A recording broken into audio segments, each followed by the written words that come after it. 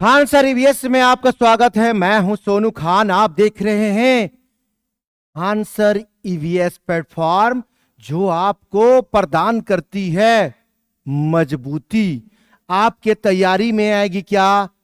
आपके तैयारी में वो धार पैदा करेगी जिससे आप एग्जाम हॉल में जब आपके सामने प्रश्न आएगा ईवीएस का, तो याद रखिएगा, आप मुस्कुराइएगा कि क्या प्रश्न आया है वही आया है जो खान सर के ईवीएस वीडियो या प्लेलिस्ट में मौजूद होता है।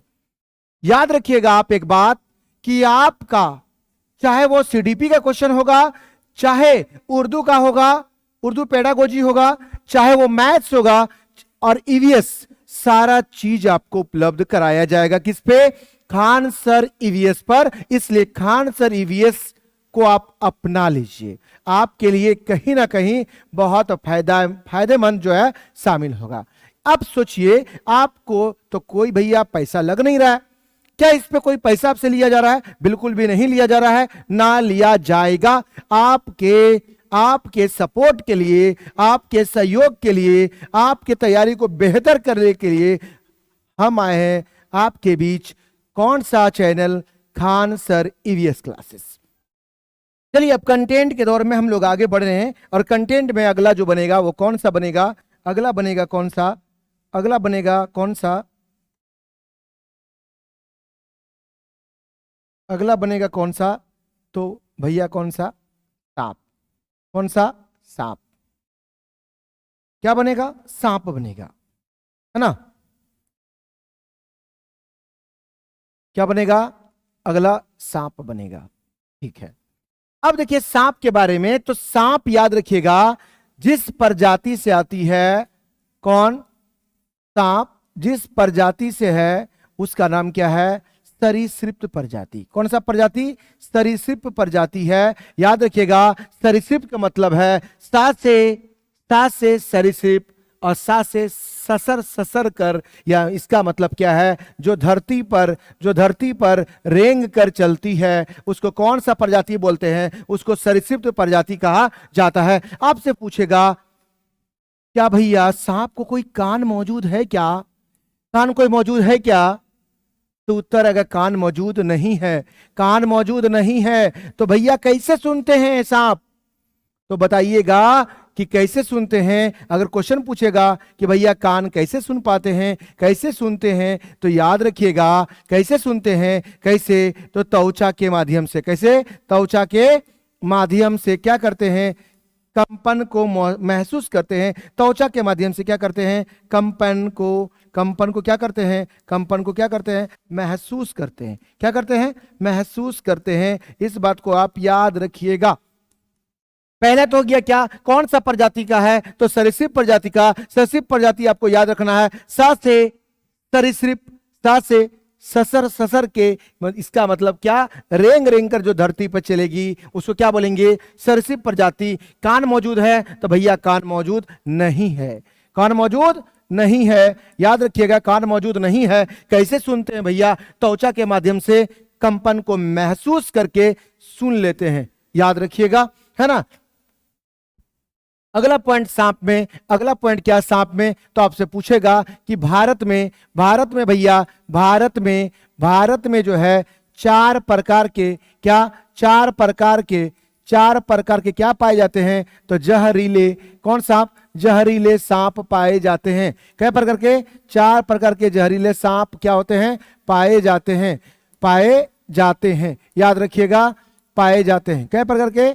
चार प्रकार के। याद रखिएगा भैया कौन कौन सा? तो पहला कौन सा है? याद रखिएगा, पहला कौन सा? नाग है। कौन सा? नाग है। उसके बाद क्या है? करेत है। क्या है? करेत है। उसके बाद क्या है? अफाई है। क्या है? अफाई है। कौन सा? अफाई है। उसके बाद क्या है? उसके बाद क्या है? दुबोया है। क्या है? दुबोया है। याद रखिएगा ये बात, है ना? इसको बोलते हैं स्कॉल्ड वाइपर, और इसको क्या बोलते हैं? Russell viper. याद रहेगा बात। इसको बोलते हैं क्या? Saw scaled viper. क्या बोलते हैं? सॉ स्केल्ड वाइपर, है ना? इसको बोलते हैं। और इसको क्या बोलते हैं? इसको बोलते हैं भैया क्या?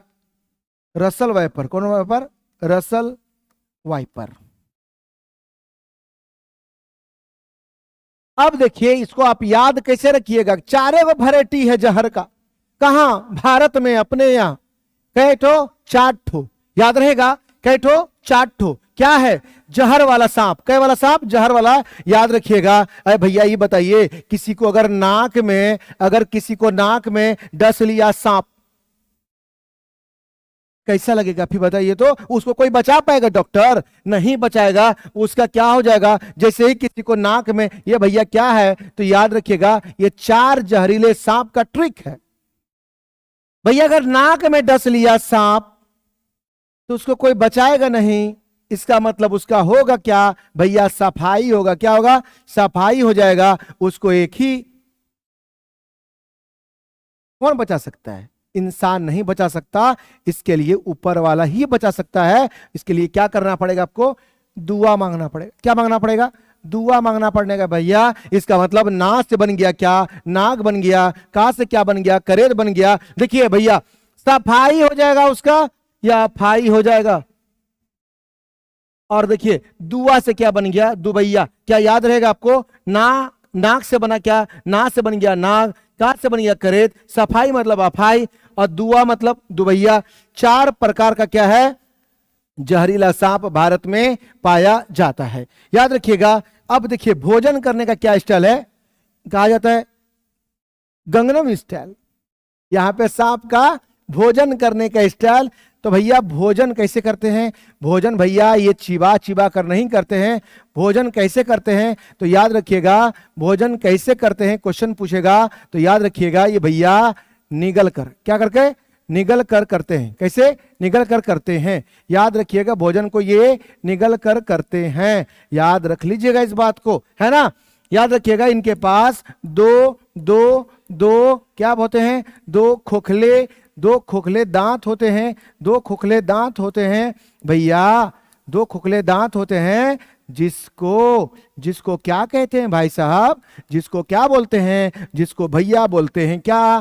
फैंग कहा जाता है। क्या कहते हैं? फैंग कहा जाता है। याद रहेगा आपको, 2 खोखले दांत को क्या कहते हैं? फैंग कहा जाता है।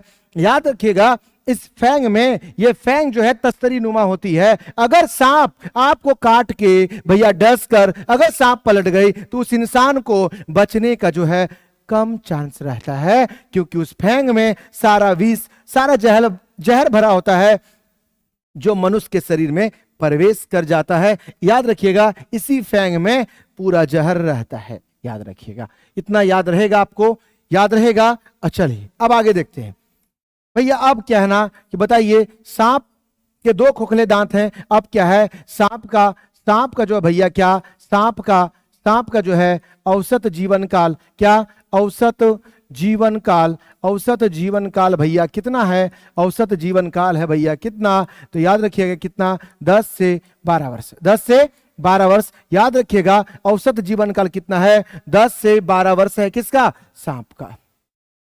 याद रहेगा इतना बात। अब भैया ये बताइए, सांप किसी को डस लिया तो सांप की जो दवाई बनती है भैया, सांप की क्या दवाई जो बनती है? सांप की जो दवाई बनती है सांप के किससे? सांप के भैया किससे बनती है? तो सांप के सीरम से ही बनती है।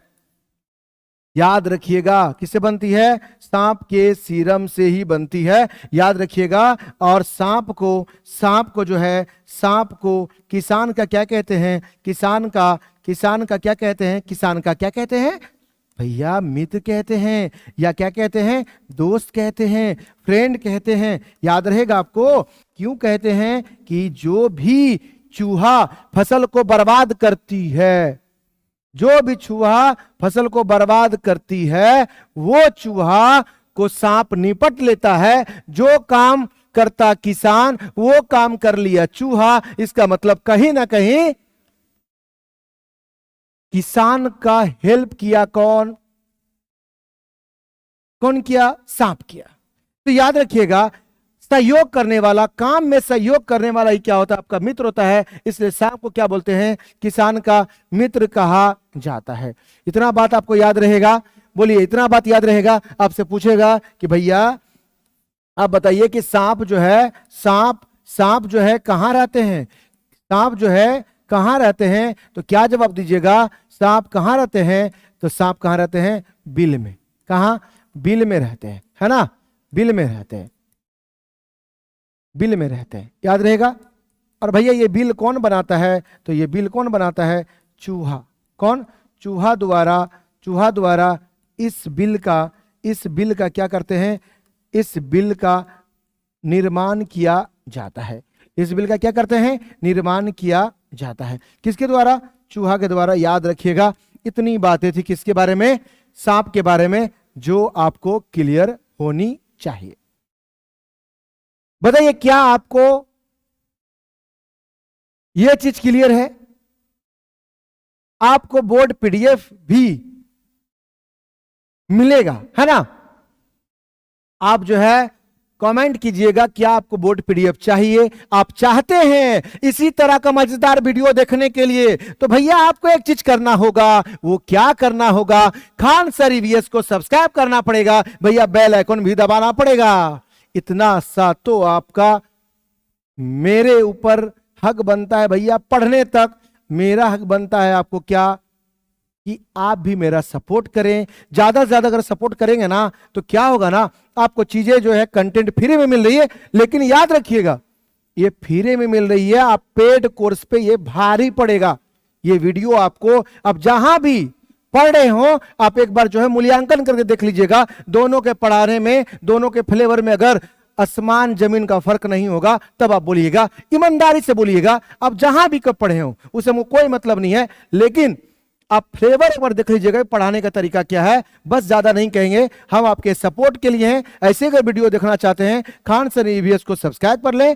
एक बार जो है क्या कीजिए, शेयर भी कर दें, ताकि मेरा भी जो हौसला बना रहे, हम भी अंदर से एनर्जेटिक रहें। चलिए आज के लिए इतना काफी है, इंतजार कीजिए कल के लिए। जय हिंद, जय भारत।